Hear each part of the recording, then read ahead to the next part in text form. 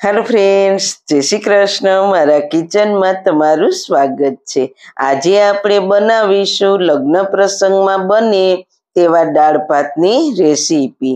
દરેક ગુજરાતીઓના ઘરમાં અઠવાડિયામાં 5 દિવસ તો દાળ ભાત બનતા જ હોય છે.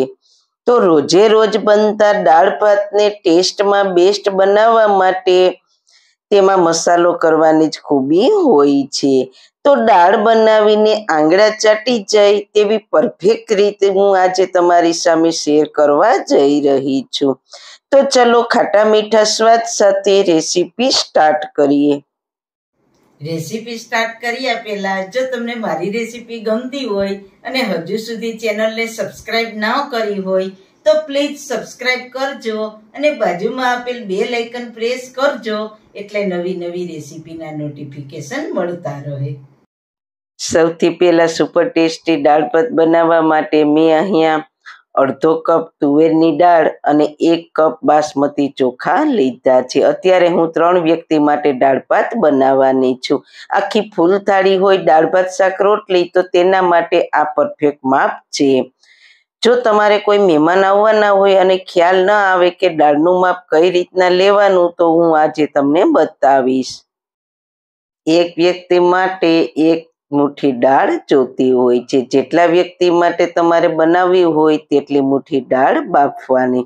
હું અત્યારે 3 વ્યક્તિ માટે દાળ બનાવવાની છું તો 3 મુઠ્ઠી દાળ લઈશું. દાળને પાણીથી 2-3 વાર ધોઈ લઈશું જેથી કરીને તેમાં રહેલ દિવેલ ચોટ્યું હોય તે બધું નીકળી જાય. દાળ સરસ રીતના ધોવાઈ ગઈ છે. હવે તેને ઓછામાં ઓછી અડધી કલાક પલાળી દઈશું. દાળમાં એક કોમ્પ્લેક્સ પ્રોટીન હોય છે. તેને પલાળવાથી પ્રોટીન તૂટી જાય છે અને પછી તે દાળ પચવામાં હલકી રહે છે. એટલે દાળને ધોઈને પલાળવી ખૂબ જ જરૂરી છે. હવે ચોખાને પણ 2-3 પાણીથી સારી રીતના ધોઈ લઈએ. પછી તેને પણ અડધો કલાક પલાળવા રાખી દઈશું. અડધો કલાક પછી આપણી દાળ પલળી ગઈ છે તો આ પાણી છે તે કાઢી નાખીશું અને બાફવા માટે કુકરમાં લઈ લઈશું. આપણે જેટલી દાળ લીધી છે તેના કરતાં 4 ગણું પાણી દાળ બાફવામાં લેવાનું છે. આપણે અડધો કપ દાળ લીધી છે તો 2 કપ પાણી લઈશું. તેમાં સ્વાદ અનુસાર મીઠું, 1/4 ટીસ્પૂન હળદર પાવડર નાખીશું. આટલા કોકમ નાખીશું. તમે તમારા ખટાશના ટેસ્ટ પ્રમાણે પ્લસ માઇનસ કરી શકો છો. કોકમની જગ્યાએ ખટાશ માટે તમે આંબોડિયા આંબલી કે લીંબુ પણ ઉમેરી શકો છો. પણ જેને તુવેરની દાળથી પિત્ત ગેસ થતા હોય તેના માટે કોકમવાળી દાળ સારી છે કારણ કે કોકમ ઠંડા હોય છે. એટલે થોડા શિંગદાણા નાખીશું. અડધી ચમચી ઘી નાખીશું. ઘીના લીધે દાળનો સ્વાદ તો સરસ આવશે જ, પણ જ્યારે તેને બાફીશું ત્યારે તે ઉભરાશે પણ નહીં. અને કુકરના ઢાંકણની અંદર થોડું ઘી લગાવીશું એટલે બિલકુલ દાળ ઉભરાશે નહીં. હવે ઢાંકણ બંધ કરીને 3 વિસલ મીડિયમ ગેસની ફ્લેમ ઉપર કરી લઈશું. પછી 15 મિનિટ લો ફ્લેમ ઉપર દાળને બફાવા દઈશું એટલે દાળ સરસ રીતના બફાઈ જશે. દાળ બફાઈ છે ત્યાં ફટાફટ ભાત બનાવી લઈએ. તો તેના માટે તપેલીમાં જેટલા ચોખા લીધા છે તેના કરતાં 2 થી 2.5 ગણું પાણી ગરમ મૂકીશું. અત્યારે હું ભાતને ઓસાવવાની નથી છતાં પણ તે એકદમ છૂટા છૂટા જ બનશે.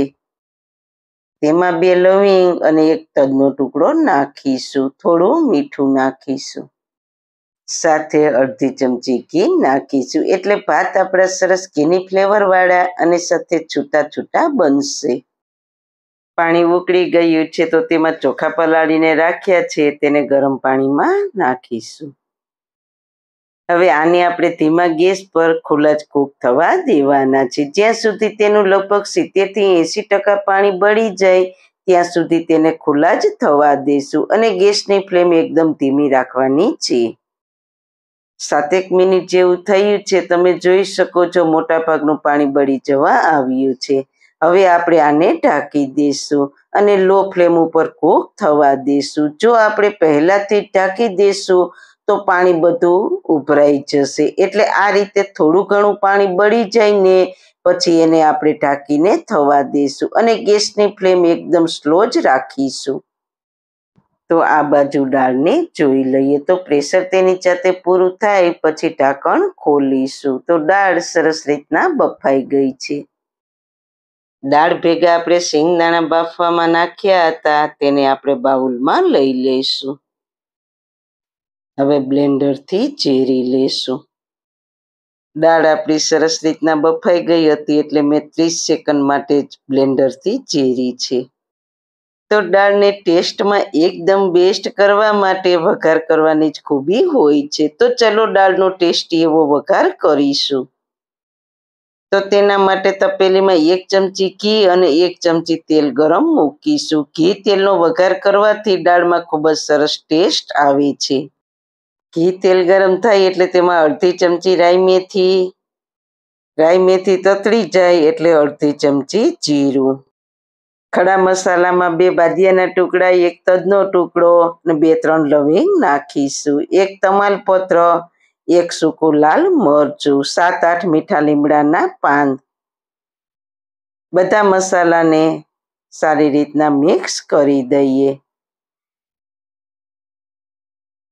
થોડી હિંગ, થોડું લાલ મરચું પાવડર નાખીને 1 ટમેટાને બારીક સમારીને નાખીશું અને તરત જ વઘાર કરીને પ્લેટને ફટાફટ ઢાંકી દઈશું.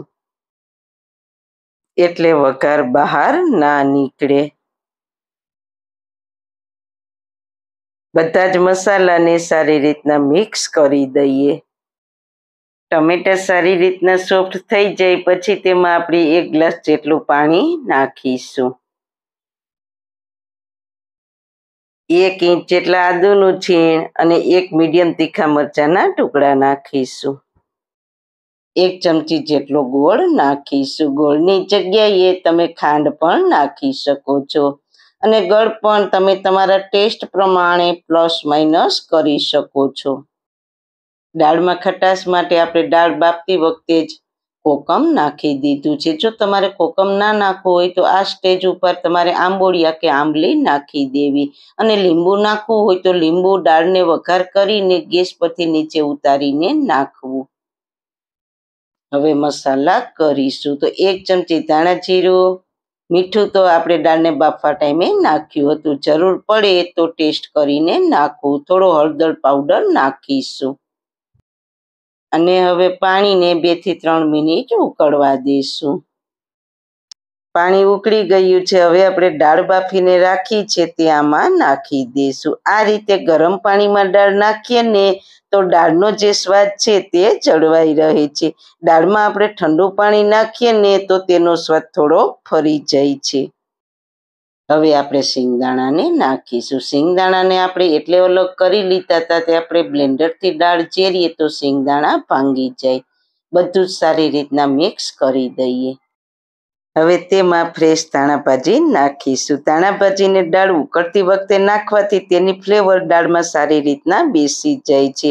હવે આ દાળને ધીમા ગેસ પર 10 મિનિટ ઉકળવા દઈશું જેથી કરીને બધા જ મસાલાની ફ્લેવર દાળમાં સારી રીતના બેસી જાય. દાળ ધીમા ગેસે ઉકળશે એટલે તેનો ટેસ્ટ ખૂબ જ સરસ આવશે. 10 મિનિટ જેવું થયું છે. સરસ રીતના દાળ ઉકળી ગઈ છે. આ રીતના દાળની થિકનેસ રાખીશું. આ દાળ હજુ ઠંડી થશે એટલે હજી થોડીક થીક થશે. તો દાળ આપણી સરસ રીતના ઉકળી ગઈ છે તો ગેસની ફ્લેમ બંધ કરી દઈશું. ઉપરથી થોડા ફ્રેશ ધાણા ભાજીથી સજાવીશું. હવે ટેસ્ટી એવી ગુજરાતી ખાટી મીઠી દાળ બનીને તૈયાર થઈ ગઈ છે. દાળ બનાવતા હતા તો વચ્ચે આપણા ભાત પણ થઈ ગયા હતા તો તમને બતાવી દઉં. આ ભાતને ઓસાવવા નથી. તમે ઓસાવતા હોવ તો ઓસાવી દેવાના. તમે જોઈ શકો છો આપણા ભાત એકદમ છૂટા છૂટા દાણા જેવા થઈને તૈયાર થઈ ગયા છે.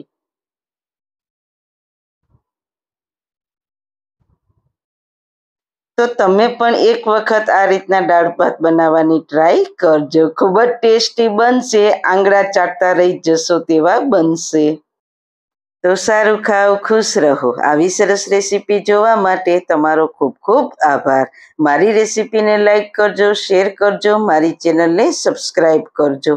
ફરી મળીશું નવી રેસીપી સાથે. જય શ્રી કૃષ્ણ.